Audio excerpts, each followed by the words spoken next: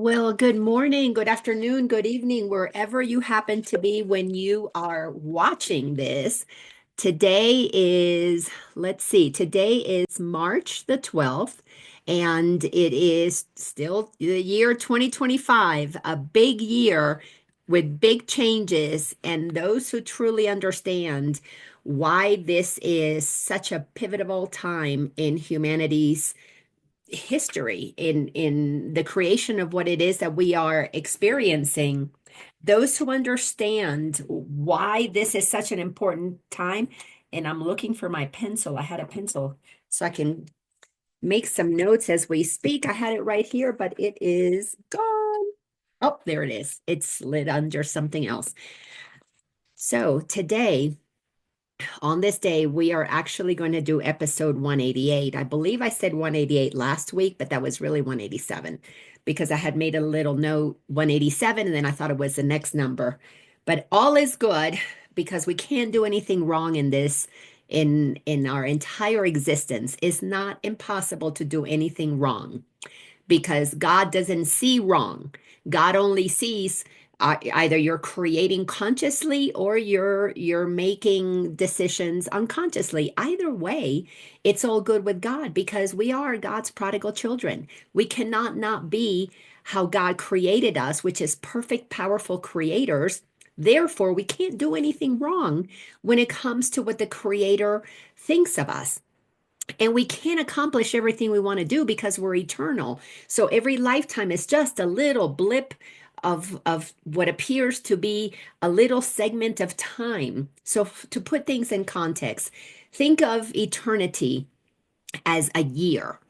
And think of the way that we perceive time as humans, an incarnation, as a minute. So we think this is all we've got. We've got 1 minute. We've got 60 seconds, and then we're gone.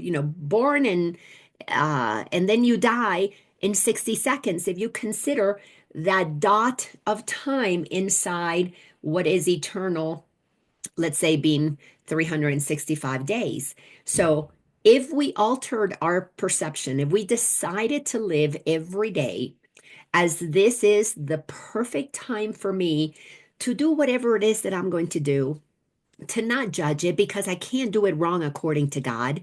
And if you understand who you are, if you understand who authored you, who created you, who made you, who breathed you into existence, and that creative source only sees that which is amazing about you, pure magnificence, and you chose to live your life according to that truth. If you built your house on the foundation that is solid, which I ended it with a T, that is solid, ended with a D, you would have a fun and easy life. All of us would enjoy a fun and easy life because we would be inspired into the co-creation of a happy dream, as the Course in Miracles tells us, is where we are being guided to if we take to heart the work that is being offered to us through the practices in A Course in Miracles to train our mind to remember the truth of who we are and then live from that truth. As a parent, anybody who has ever been a parent understands that you only want the best for your child. And when you see your child make choices that inevitably you as the parent know, well, this may not turn out too good. This could be a painful thing.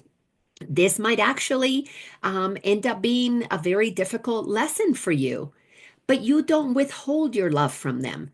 And then they go off and make their mistake, which we can't do anything wrong, but we go off, the kids go off and do life how they want to do it, and they learn lessons. We don't stop loving them.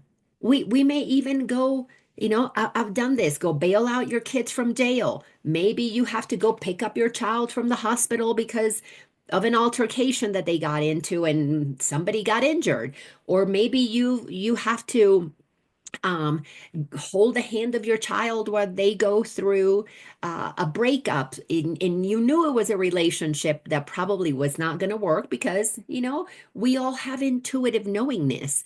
We all can perceive things.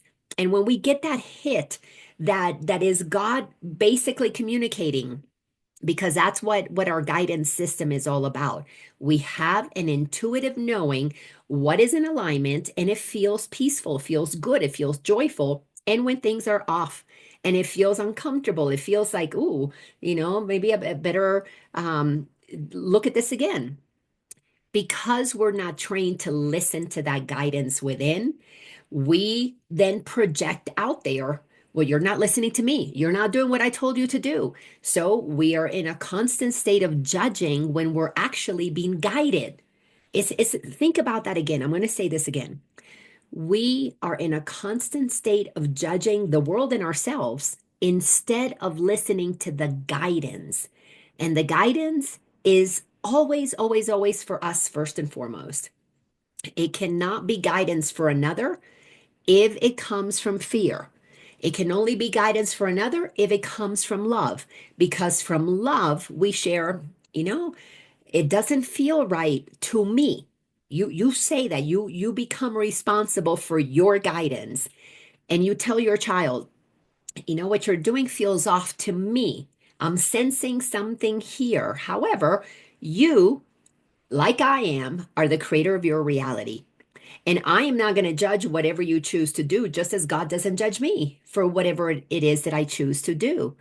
And from that place, you can say, this feels off to me, which with my youngest son, when he was going through his drug adventure, man, my intuitive hits were going off all the time. And at first, I was telling him, don't do that, don't do that, don't do that. Well, to him, of course, that was a judgment.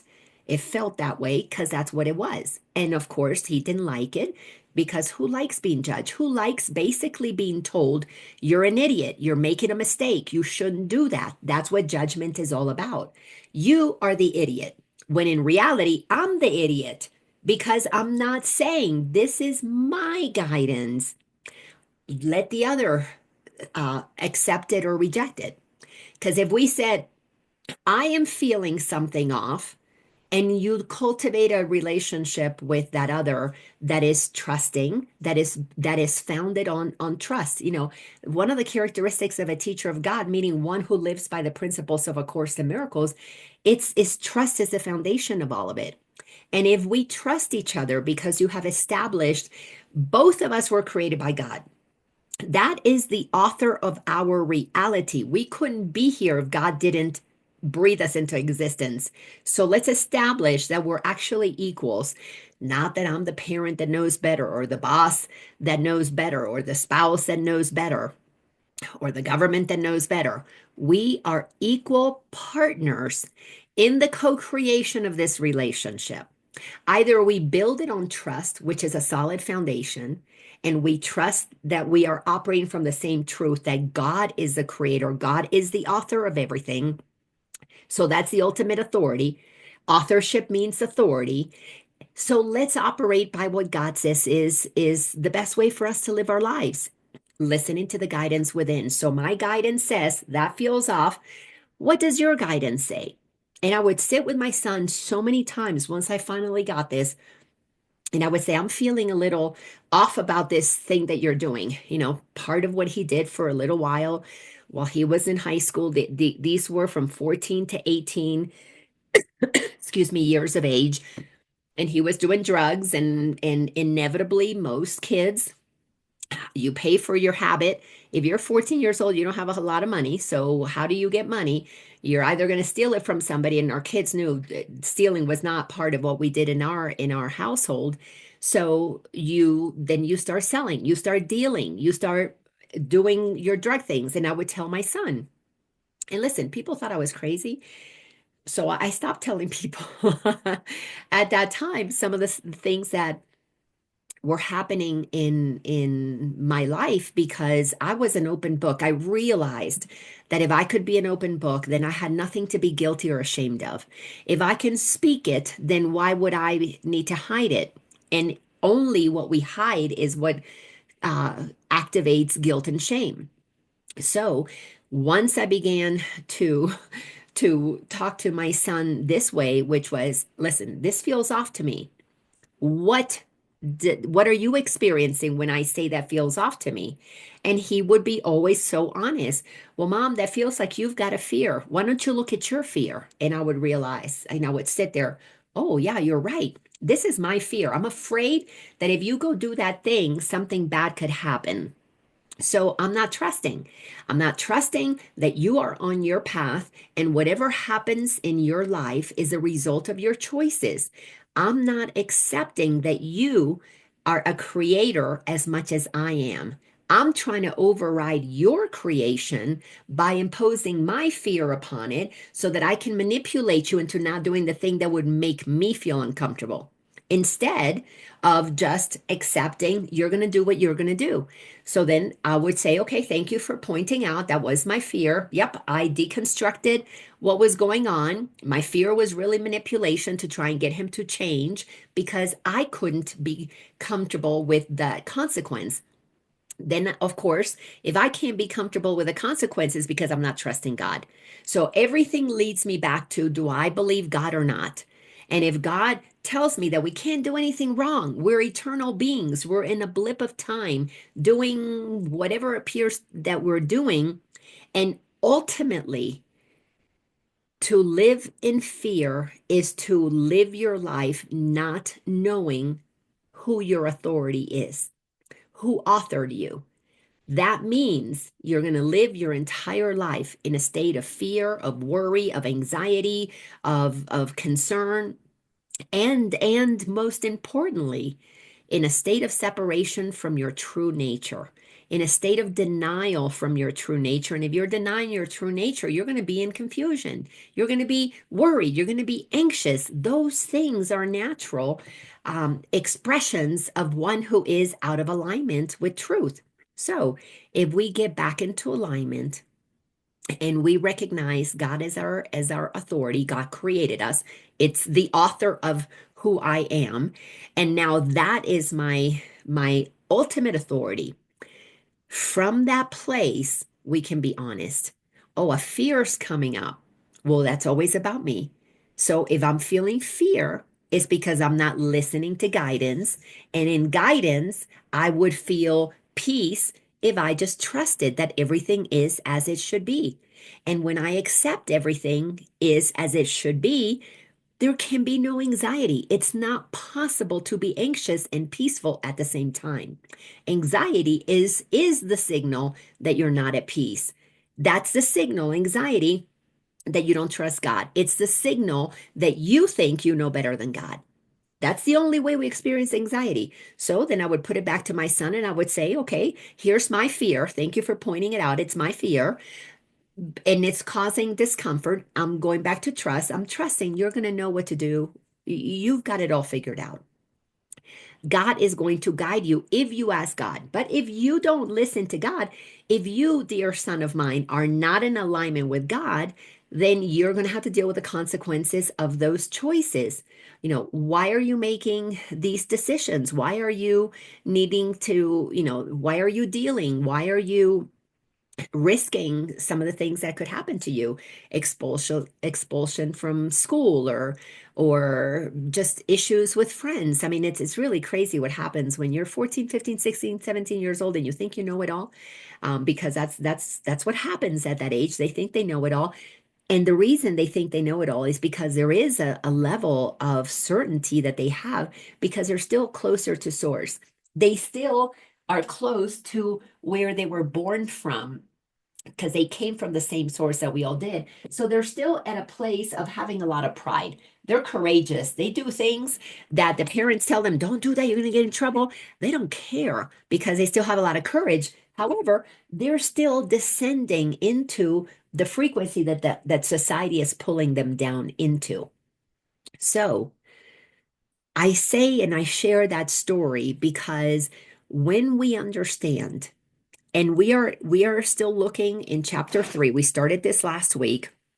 chapter 3 in the text of A Course in Miracles, my absolute favorite book in the whole wide world. If I was ever lost at sea and I was going to end up on an island for the rest of my life and I had to pick one book, we know we've all heard that question. What book would you pick if you were stuck on an island? It would be A Course in Miracles, because every single time that I open it up, not only when I open it up randomly and I'm like, okay, God, what is it that today that I need to know? And wherever I land is always perfect. But even if I read it in order, it's always perfect for that day, for that moment. And I receive so much guidance, and it just deepens, because this journey is a spiral. So we will see the same situation from so many different angles as we're walking, as we're working our way around that spiral. So today we're going to continue chapter 3, the innocent perception. And it's important to understand why that title is such for this chapter, innocent perception. This is why we cannot get anything wrong. We can't get anything wrong, because every soul has the innocent perception. From God's creation, we came forth as the children of this author of this incredible story of creation, to express ourselves in unique ways. So we will always be innocent, because we don't know what is going to be the next thing, as God, the author, knows. I mean, when I'm writing something, when I'm writing an article, or when an author is writing a book or a movie or a song, you have a feeling. Once you get going, you pretty much know the ending. You pretty much know where things are going to lead, because there is a knowing as the author what it is that you're wanting to accomplish. But as the characters in the story, we may not necessarily know where this is going to lead. This is why we have to cultivate trust. God knows the big picture. We are a character inside of a story, and inside of that story, we don't really know the ending. So we learn to trust the author, who then, through our guidance system, tells us, turn here, go there, meet this person, take that job, buy this house. Another example of my life, I used to be a realtor, and it was uncanny. Whenever I would take people to look at houses, if I followed the list of what they wanted to a T, and I picked, 5, 6 houses out of, what would fit their parameters and their budget and all of those things, and I would take them, inevitably the house that matched exactly what they said that they wanted was usually not the house that they would buy. They would walk into a house, and sometimes, without even knowing too many details, without even walking through it, they would walk in and go, this is it. Because they felt something inside said, this is it. And they would pick that house, even though it didn't necessarily have everything on their checklist, or it cost more money than they might have thought, or maybe it was a lot less than their budget, because there was an intuitive hit that would allow them to make decisions. Well, that's guidance. That is source letting us know, yes, no, yes, no. Through the desire to participate in something, it became super, super easy. And it's very simple. If you feel peace, you are listening. If you are in unease, in anxiety, in discomfort, in confusion, you're not listening. So don't make decisions when you're in anxiety and confusion, because you are not going to have an innocent perception. You're going to have a judgmental perception. You're going to be seeing things through the eyes of fear. If you're anxious, you're worried about outcomes. You're concerned about what's going to happen. So the only time, and Jesus, through the teachings that we have received through so many different channelings, many times it's really clear in this world. If you're afraid at a body level, if you're afraid the tiger is coming after you, if you're afraid somebody is, running at you with a gun, then protect your body. In that moment, it's going to be very difficult, unless your mind is very well trained, to stay at peace and to remain calm. The fear is an instinct. Get the hell out of there. So do whatever it is that you need to do to preserve your body. so that you can stay in this physical plane and continue your lessons. If you get shot or the tiger eats you, again, it's a blip in time. Don't sweat it. You can't get it wrong. If the tiger eats you in this lifetime, you're going to have another lifetime to continue the story of the soul that is you.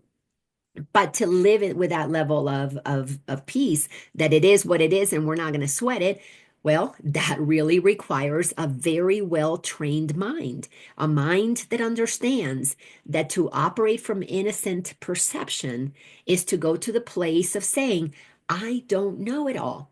I'm just a character in this story. God, the author, knows it all. I don't. But I will be woven through this story called my lifetime.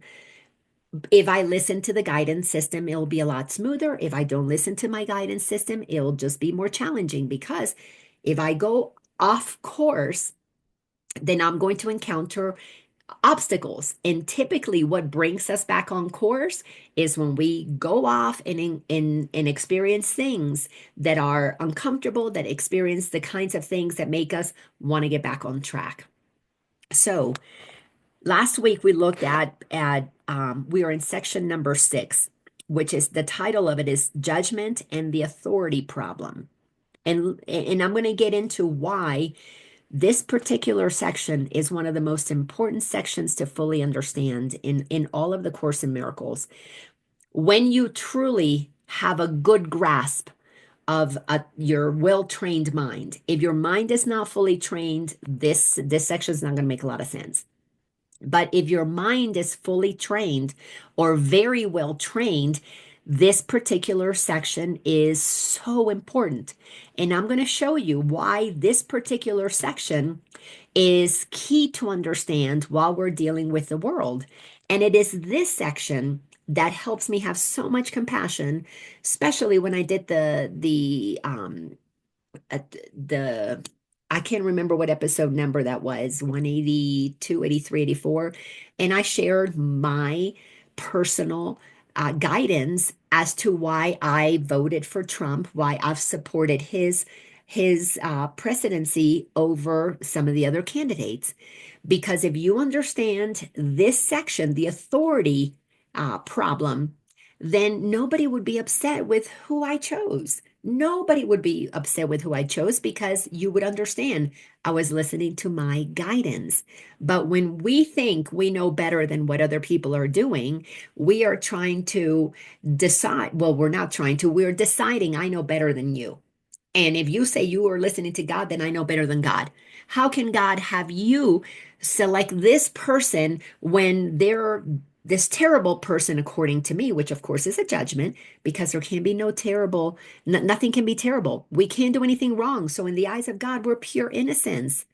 But in the character that we're playing, when we listen to the authority of all that is, you're guided to make decisions that ultimately lead us all to truly a happy ending. And I'm not just talking about the happy ending from a massage parlor. I'm talking the happy ending that creates a happy dream for all of us. It is a permanent happiness that all of us could experience, because we are destined. We are destined. It is our life's purpose to experience happiness. But if you don't understand these principles, you're off trying to figure out your own way of doing things, and you settle for temporary happiness moments, like a happy ending at a massage parlor. And whoa, that excites you. But however, then the next day, okay, now I'm back to the same old thing. I need to find the next thing that's going to make me happy, that's going to give me that high, that is going to allow me to feel that peace that would be available to you if you chose to really understand what's at the root of all of this. And we can't get to the root of the truth of who we are, because we have blocked the truth with layers of confusion, layers of discomfort, layers of pain that we are too scared to face. So we can't get to the truth of who we are, because the ego keeps us in a state of thinking, I got to protect that pain at all cost, instead of really seeing the moving through that pain, experiencing that pain, so that I can get to the bottom of who I am, which requires that I understand the difference between judgment and the authority problem. So last week we talked about, I'm just going to read a couple of highlights, which is that if you judge the reality of others, you will be unable to avoid judging your own. That's in the first paragraph in middle of sentence number 4. So when we recognize that, and actually I'll read the whole sentence because it references a quote in the Bible. So when the Bible says, judge not that ye be not judged, it means that if you judge the reality of others, you will be unable to avoid judging your own. So for example, back to that example with Spencer, when I was in that place of judging, no, don't go do that thing. I don't want you to go off and do that deal that you're going to do. Um, for whatever reason, he needed to do it at whatever that time of night that was. I can't remember all those details because it happened so many times. When I'm saying to him, no, don't go do that, and I'm judging him, you're not capable.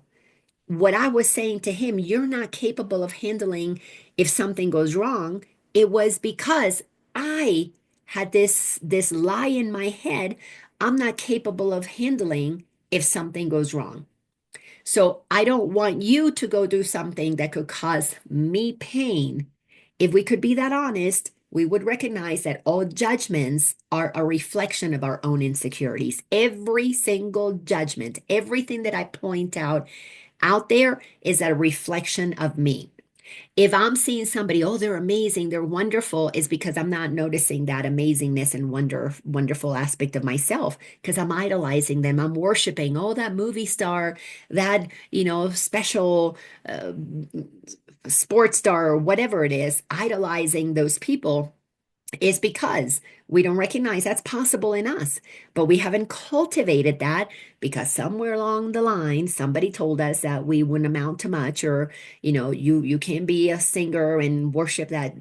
So we're worshiping the singer. Oh my gosh, you write such amazing songs, because when we were little we wanted to be a singer, we wanted to write songs, and somebody said, you'd be a starving artist, and we went down the accounting path, so we became an accountant and we worshiped the singers. Well, everybody that you idolize, everyone without exception, can be traced to a quality that is inherent in you, because we're all made the same. Every single one of us is equal.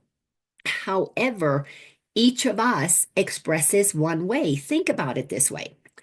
If every single talent that is available you had, and you were the musician, and you were the scientist, and you were the brain surgeon, and you were the accountant, and you were the plumber, and you were the stay-at-home mom, you couldn't do all of those things at one time or in one lifetime. It would be too much in that 1 second that we have to consider, that this is our life, or 1 minute in that analogy that I used in the beginning. So we have all kinds of incarnations, so we can experience different aspects of all that is possible for each and every one of us.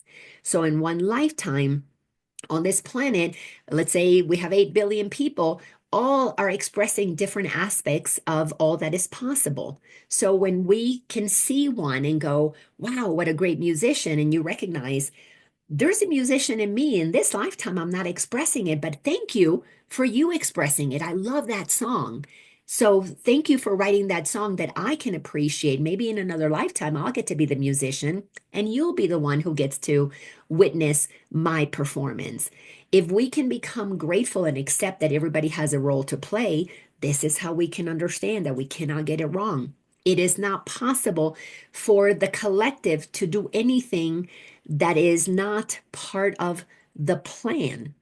And the plan is always, if we veer off course because we listen to the ego and forget who's the author of this, of who we are, the author of creation, the creator, the author will write a way back for us, will bring us back, not only write it in with pen and paper, but write it as in correct it. And that's where trust comes in. We cannot get anything wrong because we cannot mess it up. It's not possible. God always gives us a way to bring it back. But the way to bring it back requires that we humble ourselves and go, all right, I did it my way and it led me to this place, and I don't like it here. There has to be another way, which is the question that the statement that Course in Miracles says anybody can get something from A Course in Miracles if they ask. There's got to be another way. And then they have the willingness to let their mind be trained in what that other way looks like. Jesus went the other way. Jesus did not go the way of the people in his time. He did not go the way of the what were they called? The Jewish, I can't even think. But anyways, he did not go the way of the Old Testament. He went a new way. A new way meant he was listening to God and he was sharing the messages of God, saying to everybody, you're all equal. You don't have to listen to the Pharisees or the Roman emperor. You don't really have, don't believe what they're telling you about God. Now you give Caesar his dues. You pay your taxes, you do whatever you're supposed to do to follow the rules of the land. But in truth, God is not out there. You don't need to go through anybody else, a rabbi or somebody else to tell you where God is. God is in you, and we're all created equal. Well, that wasn't convenient for those who thought that they were special. They're the 1%, and everybody else has to bow down and be the slaves to them. That was very inconvenient at the time. So, of course, they crucified him and called him a heretic because he was going against what the establishment had decided was the truth of the time. When all Jesus was saying, this is the truth for all time. We're all created by God. We're all equal. God is within. Listen to that guidance within, and we would all be happy. But those who created the laws of the land did not want us to hear the guidance from within, because the guidance from within would look at those rules and regulations and go, wait a second, that's very limiting. That's very, how come you don't follow those rules? How come you want me to follow those rules? So we would see through the lies and distortions of the ego mind that operates in separation and specialness. So for us to get to the place that we truly are listening to God, we need to understand that judgment, what we judge about another, is always a reflection of us. Again, judging good, idolizing, judging bad. Oh, he's a liar. Well, guess what? If you're judging that one as a liar, it's because you're lying to yourself, thinking that you're separate from them, thinking that you're better than them when God created you equal. So to look at judgment, to look at that projection as an opportunity to see where are you? Where are you showing up? Is such an important thing, which is why it's so difficult to do, because the ego doesn't want you to understand that this is a path to freedom. Understanding the authority problem, thinking you know better than God. So then in the next paragraph 2, it said that the choice to judge rather than to know is the cause of loss of peace. That is so important. And I highlighted that last week. It is so important because when we choose, judgment is a choice. When we choose to judge, meaning I know better than you, or we're judging from a place of victimization, I am less than you because you hurt me. Now my life is ruined because of what you did to me. To judge and move ourselves above or below, because acceptance is equality. To judge is one is better, one is wrong, one is right, one is wrong, one is good, one is bad. That's what judgment is all about. To judge is to veer off of what is true and in alignment with God's creation. So the choice to judge, to move myself up superior or inferior, rather than to know, and I'm going to get to that in a second, is the cause of the loss of peace. So when we judge instead of knowing, knowing requires that we humble ourselves enough to know that my small self, my human self, 1 out of 8 billion, cannot know everything. To know is to say, God, what would you have me do? What would you have me know? To know is to go to the guidance. What should I do in this moment? God, what would you have me say? To humble ourselves enough to recognize, I don't know what's right or wrong here. All I know is that I can go to the one that knows everything. Again, we cannot experience in one lifetime all the potentials that 8 billion of us are experiencing. We can only know a fraction, 1/8 billionth of what is possible to be known. So we have to be so honest. Let's go to the author of the story. Let's go to the author. What is it that you want me to do here on page 37? And what scene do you want me to play out that is part of the bigger picture? When we do that, we immediately ask for guidance. So it requires that we humble ourselves. When we humble ourselves, we override our ego because our ego is like, I know, this is the way it should be. And you say, whoa, down boy, down girl. No, you don't. I don't know it all.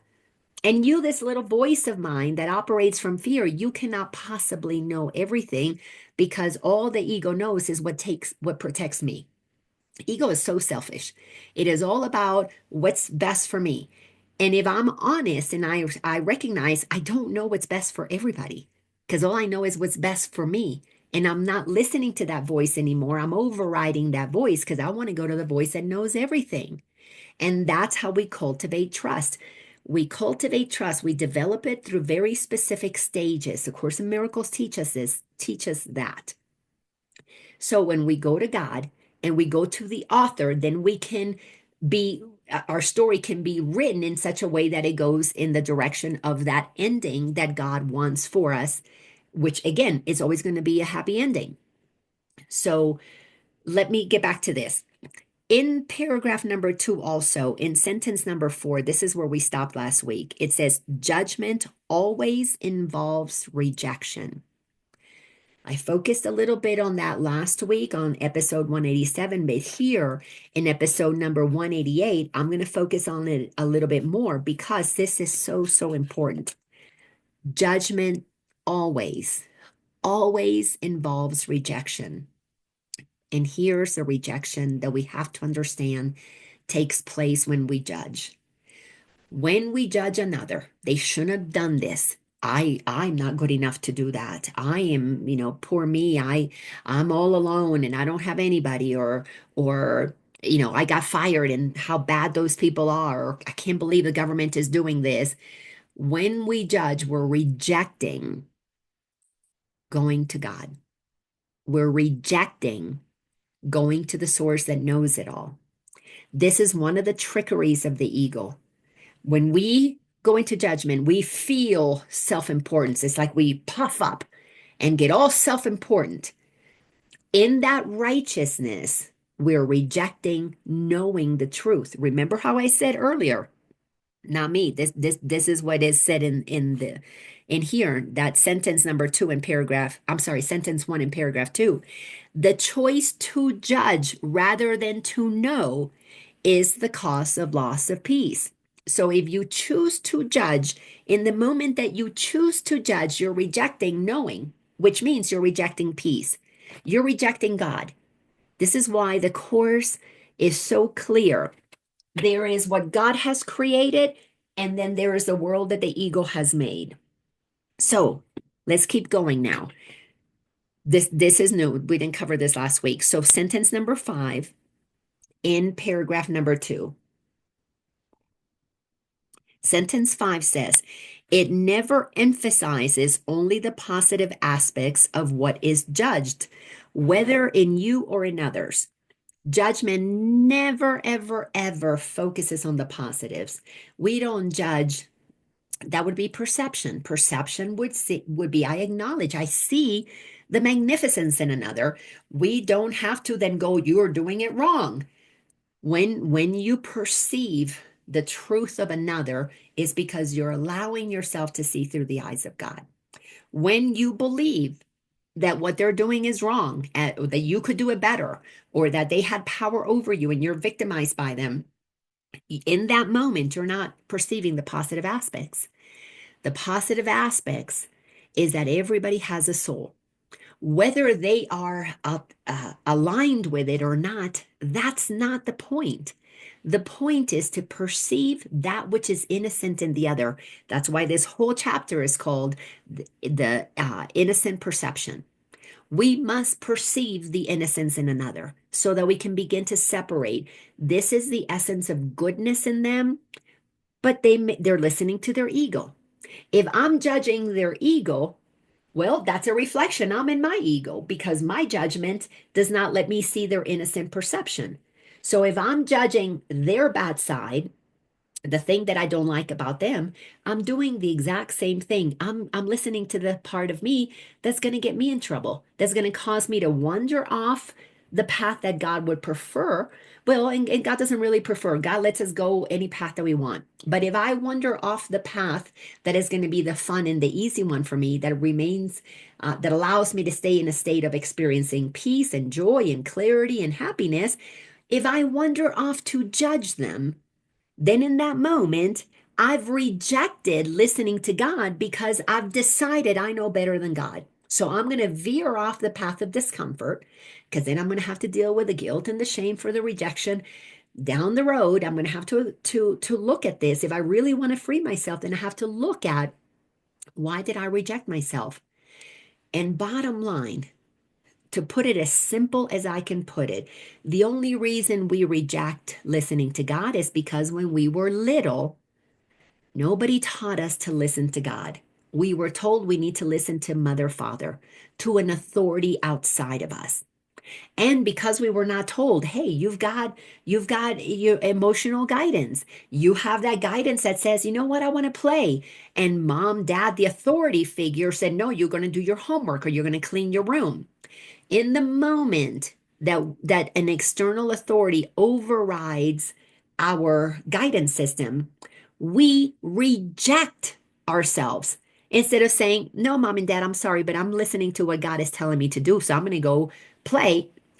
Because we then develop that fear. If I do what I want to do, then mom and dad are going to get mad at me. They're going to come after me with a belt or with a stick or send me to my room or whatever. For me, it was with a belt. Um, or actually, my grandmother would get a switch literally from the tree. She had a switch, and that's what we would get at grandma's house. So we learned, don't listen to the part of me that is authentic, that leads me to my joy. Out of fear of mom and dad rejecting me, I then create a barrier. That block that we put up around our heart is that pain of rejecting myself.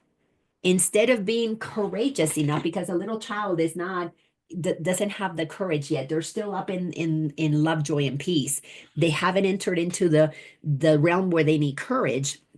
They're just being their innocent little child wanting to do what they want to do. They want to go play. That feels good. That their purpose is to be happy. That's what would be the happiest thing to do. That's God's guidance, and the parent is overruling. I overruled because, I'm the one who knows better for you. I'm the judge. That's wrong. What I'm saying is right. Then when I begin to listen to those who are overruling my guidance system, then I begin to reject my ability to listen within. This is why when you're doing inner child work, the layer that we have to move through is that pain that is built where we literally reject ourselves. But to get to that pain, we have to recognize that it's there. How do you feel it? Every irritation is an invitation. Somebody rejects you. Somebody doesn't like you. Somebody says something that you don't like. You listen to the judgment. Oh, I'm judging. I'm judging. I'm judging them. They're bad. Oh, that means I'm rejecting me. I'm made as God created me. I'm good. So how do I let myself live from that place that has been hidden from me for so long with all those layers of protection? I've got to see that in another. Why? Because it says, like in the Bible, judge not that ye be not judged. If I see your goodness and your innocence, then it's because I'm recognizing mine. And if I can see I'm innocent, you're just operating from ego. It's all conditioned, it's all training, it's all part of the external world. It's part of being a human in this 3D experience. If I can see your goodness, then I'm going to forgive your actions. I'm going to forgive what you said, what you do. This is why Jesus showed us. I forgive you. You know not what you're doing, because he separated. He saw their innocence through the eyes of God and did not let the ego tell them, but what you're doing is wrong. You're putting nails through my hand. That's bad. Jesus didn't do that. Jesus went, okay, it is what it is. God is writing into the story the crucifixion because it must have an important place in the whole story. If we went to a movie and everybody got along from the beginning and it was all happy, happy, everybody got along, and somebody, runs into a car accident and they come in and knock on your door. Oh, I'm sorry, I ran into your car.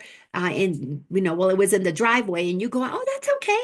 No big deal. If we all went to a movie that everything was wonderful and we all worked it out, nobody would pay money to see another movie like that again. There would be no excitement, because the one that typically likes to go to the movies is one that wants to see the highs and the lows and the excitement, because and the pain and the suffering, because we feel courageous. If they can do it, so can we, because we're at that frequency. We need to have stimulation to show us that we can move through adversity. Well, when you live in high frequencies like little children do, which is why we need to become like little children to enter the kingdom, there is no adversity. Life unfolds in joy. That parent who all of a sudden says, hears a child say, no, I don't want to do my homework now, I'd rather go play. And the parent says, well, good, go play, and then come get your homework done later. Then that child would go off and have fun, feel that they're listening to that authority within, and the parent would be one who would say, hey, they got to get their homework done. It's part of what we do here. Then the child can come in feeling heard, feeling happy, instead of the kid who does the homework out of fear. Oh, I got to get it done. If I don't get it done, I can't play. There's anger, there's resentment building, and all those things accumulate. And we take those into relationships. You talk to your spouse and you say, I want to go do this. And they say, no, I'd rather do that. Then you have that resentment towards that spouse. They're trying to run my life. No, they're not trying to run your life. They're showing you how you let others run your life, because you're not listening to the authority. So back to the course, it never judgment, it never emphasizes only the positive aspect of what is judged, whether in you or others. Sentence 6, what has been perceived and rejected or judged and found wanting remains in your mind because it has been perceived. As a child, if you perceive that another is trying to control you, it doesn't leave your mind. Then you stay with that pattern. I better do what they're saying or I'm going to get in trouble.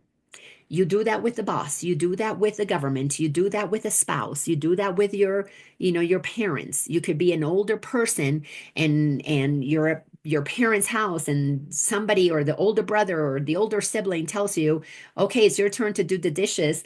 It's Thanksgiving meal. You got to do the dishes immediately. You go, huh, they're telling me what to do again. You feel it inside because it's never left your mind. From a little child, when you didn't do the dishes, then you would get in trouble, sent to your room without dessert. That story stays in you. Every irritation is an invitation. Looking at you where you're perceiving them, you're judging them. You are telling me what to do because you rejected being courageous enough to say, you know what? I don't feel like doing the dishes now. I feel like watching TV, or I feel like playing with the grandkids, or I feel like going outside. If you honored yourself from the get-go, that would remain in your mind. I'll always honor myself. I'll come get the dishes done later. Who said the dishes need to be done right now? Who made up that story? Leave my pile there. I'll get it done. I'll get it done. I get it done before I go to bed so bugs don't come out. All well and good, but how about if I do them when I feel like doing them, when I'm in alignment with doing them? Well, we don't do things that feel good to us because we have been conditioned into the world of the ego, which is right and wrong. It's right to do it now, it's wrong to do it later. And if we don't do it in another person's timing, then we are mad that they're rejecting my ability to do what I want to do. No, they're just reflecting that you don't do what you want to do when you want to do it because you're still operating from fear of being rejected. So you reject you because you're afraid that they'll reject you. But they're rejecting you so that you can see how you reject you. Do you see how crazy this game is? But yet it's so simple. Everything is a mirror. Everything is reflecting back to me what I can't see. This is why God, the wonderful author of everything, has put all of these characters in our lives. And if we understand the rules of the game, that everything is there to reflect back to me who I am, who I'm showing up as. Am I showing up as a scared person? Well, I'm going to be upset with everybody else. That scares me. If I show up as a confident person, I'm going to be grateful, to the person who says, okay, come do the dishes. And you say, no, thanks for letting me know the dishes need to be done, but I'll be back in a minute. I'll be back in an hour. I'll get it done later. Or, hey, is anybody here in the house feeling aligned with doing dishes? Can you go do the dishes for me? I'm not feeling it right now. But because we're not trained into honoring how people feel from an authentic place, we are always tiptoeing around each other because we don't want to upset anybody. We don't want to activate their samskaras, their pain, their injury. We don't want to upset them because we don't want them mad at us. That's because we don't have the courage to honor ourselves. So to get to courage, that takes a lot. That takes our moving through our fears. And most people will not wake up if they don't feel the pain of those fears that we've been holding on to that cause us to think that the world is going to reject us if we don't do what they want us to do. We reject ourselves when we don't do what we're guided to do. And if we're guided by God, it will never be to hurt anybody else. Ever. Ever. That's why we have to understand why God is the authority and God's plan for us, God's desires for us. So one of the illusions, this is sentence number 7, one of the illusions from which you suffer is the belief that what you judged against has no effect. When we're little, we have no idea that I judged my dad, my mom, having more power over me. They're right, I'm wrong. We think that doesn't affect us, but it never leaves us because every thought that we have stays in our mind. It does not go away. This cannot be true, that it has no effect, unless you also believe that what you judged against does not exist. So if you for 1 second thought, oh, I'm afraid of my parents, you wouldn't judge against them in fear if it wasn't possible for it to exist.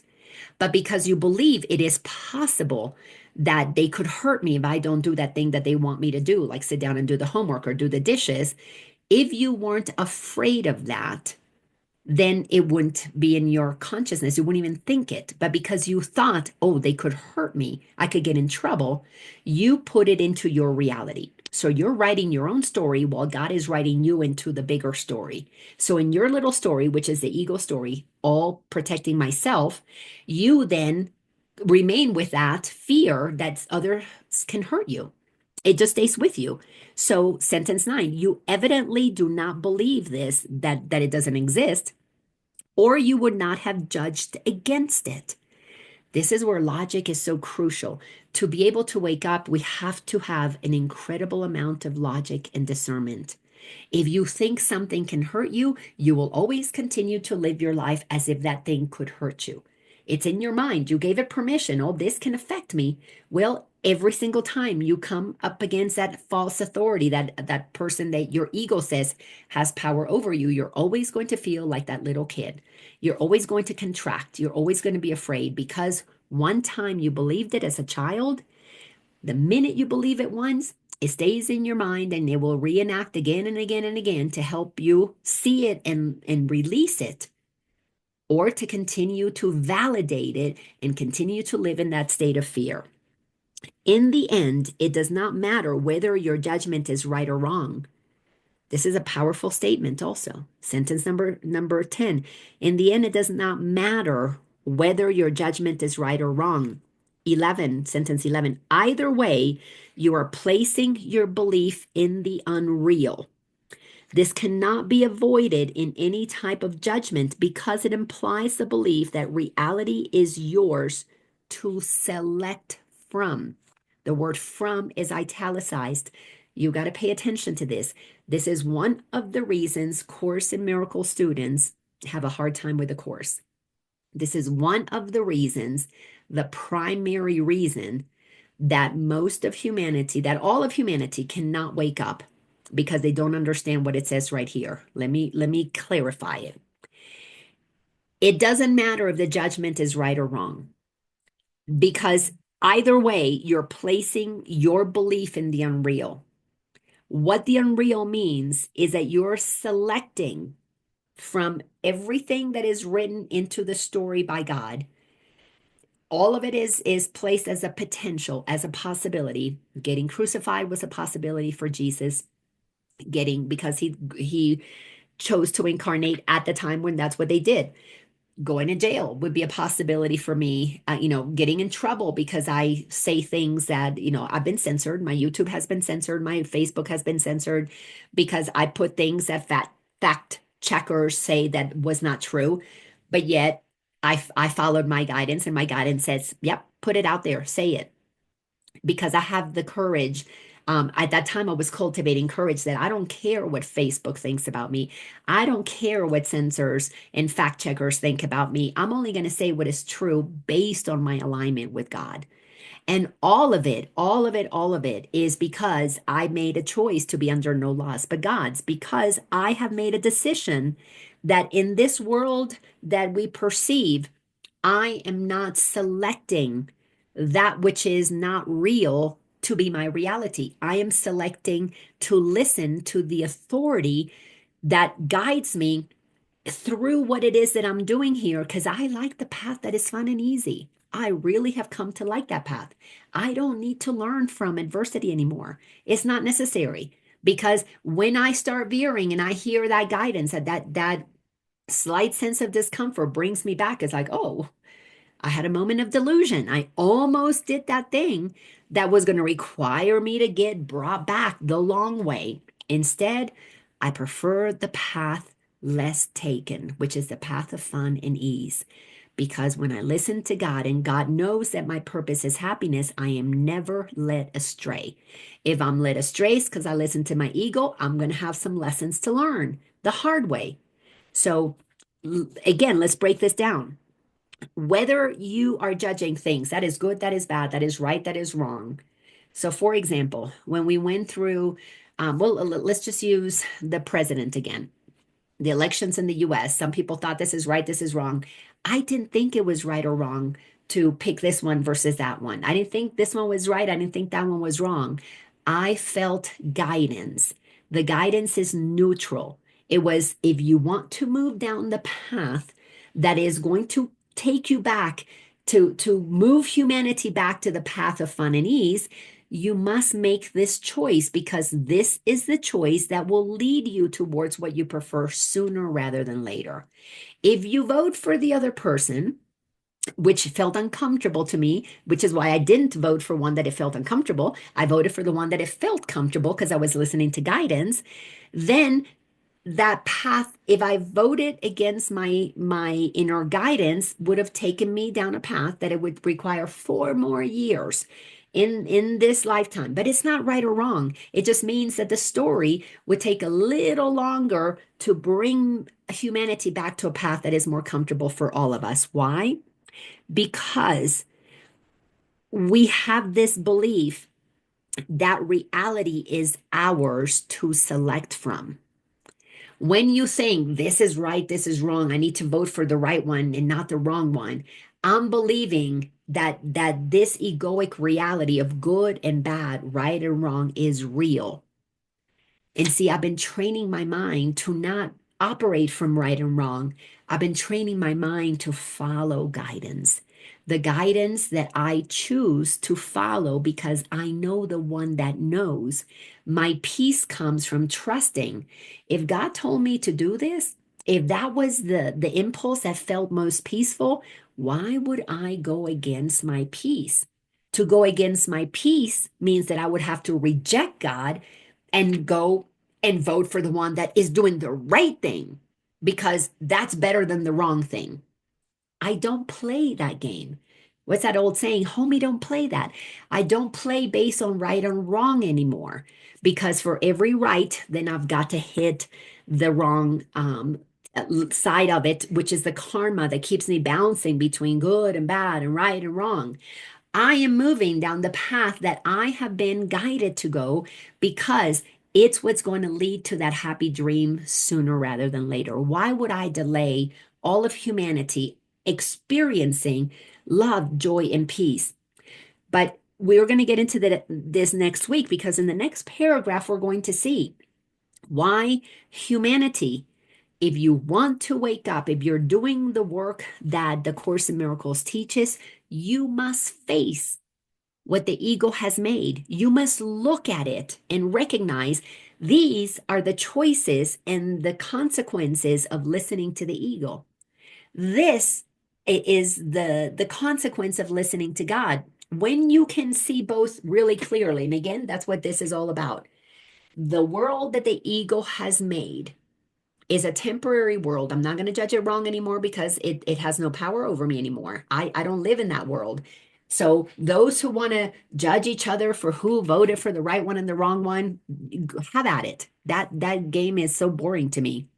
What's exciting to me is listening to guidance. Is my mind quiet enough that I can feel what decision to make? Well, I can feel what to eat, what not to eat. I can feel where to turn, where not to turn. I can feel who to hang out with, who not to hang out with. Not because there's judgment of right or wrong. It's because there's a guidance that is leading me down the path that is the path of least resistance. It's so much more fun to travel with a guide that knows what is best for me, because it only wants happiness, pure happiness. When we accept that the author of our reality really truly wants a happy ending for us, wants us to have a happy dream, why would you go against that?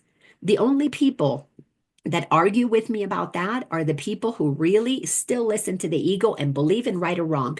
They're making the right choices over here to try avoid the wrong, but they're doing it and perpetuating the world that the ego made.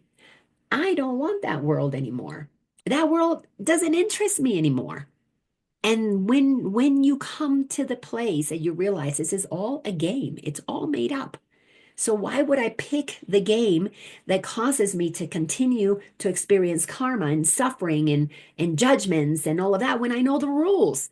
I know that to judge is a reflection of what's going on in here, and that means I'm rejecting me if I'm projecting it out there. I know the rules, so now I play by the rules. I listen to guidances. If it feels peaceful, it's God talking to me. If it feels anxious, it's the ego talking to me. If I'm voting against the bad president and I'm nervous about what this bad president is going to do to us, I'm aligning with the ego. I'm aligning with the experience of the bad that is going to happen to me, because I'm in fear. How else am I going to get out of that if I don't experience the consequences of it? I mean, it's really amazing when you understand what is being said here. But I'm going to stop with that sentence number 12. When we're placing our belief in the unreal, this cannot be avoided in any type of judgment, because it implies the belief that reality is yours to select from. The ego, through all the training that we have received, has taught us that we can pick and choose from the world the ego made. God, on the other hand, says everything is innocent. All of the children are playing a game. Some are playing this game. I call it the divine game of hide and seek. Some are hiding behind the veils of confusion, the veils of the lies. Their true essence, their true innocent self is hidden within, blocked by all those layers of fear, of pain, of discomfort built over many years. And once you think it, it doesn't leave your mind, it's there. So you project it and perfect it. Over the years, the decades, you perfect being afraid, and you perfect thinking you're less than and small, and all the rights and the wrongs that need to be done. When you listen to the voice of God, you don't need right and wrong, because God will never guide you to do anything that hurts anybody, to do anything that would require any kind of guilt or shame, because those are the frequencies of the ego. The result of guilt and shame is not listening to God. And at some point, we have to deal with that. As a matter of fact, there are 4 obstacles to peace, and we're not going to get into it obviously here. But the course is really clear. If you're feeling guilt, it's because you've been listening to the ego. And because we think that this world is real, and we select what to do and not to do from a world that is made up by the ego, we have to face the guilt. All of us have to face the guilt of having rejected God. At some point, we have to recognize that, and that always goes back into childhood. And it starts with thinking mom and dad are your ultimate authority. And then the church is the ultimate authority. And then the government is the ultimate authority. We don't remember who the actual authority is. So the next paragraph gets into more of what that authority is all about, how to recognize the authority that we want to get back to that will never, ever, ever lead us astray. But if we go astray, it's never going to judge us because it is a loving source that knows we can't get it wrong. Eventually, it's going to correct. It may take a few more lifetimes. That's okay. God is eternal. There is no hurry. If you don't get it done in this lifetime, you got plenty more to perfect it. It's all good. So, with this, we complete. This is going to be episode 188.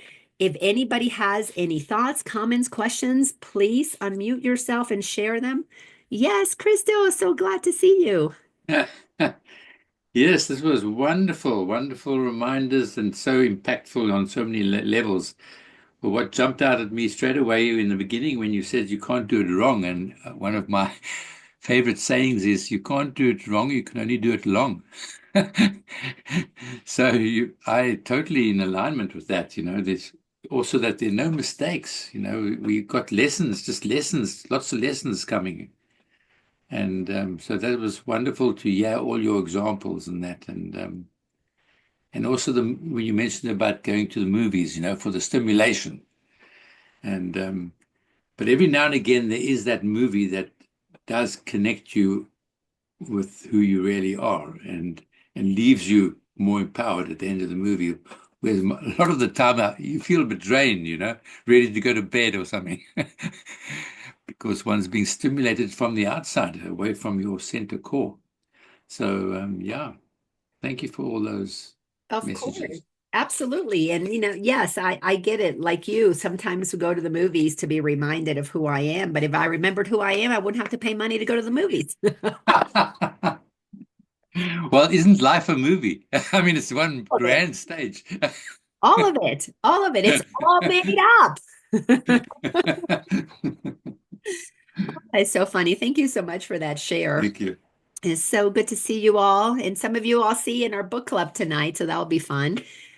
Thank you all so much for being here. I so appreciate you. And as always, all of the previous episodes, this one's 188, 187 of them, except for the ones that Facebook did censor because I was talking about those things that people were, being forced to put in their arm, and we were told they were safe and effective, and I was not having it because God told me don't do that. But I'm not never judged anybody who did it. It's like go for it. Everybody gets the consequences of their choices. And anyhow, so all of those are in my YouTube channel, and I'm still working on that platform that I want to create, that community, a membership community that I'm going to be launching here in a couple more weeks. So be on the lookout for that. It'll be a minimal monthly amount, but we can take the lessons and then do diving into them. How do we apply these things that we're studying here? Go a little deeper into it.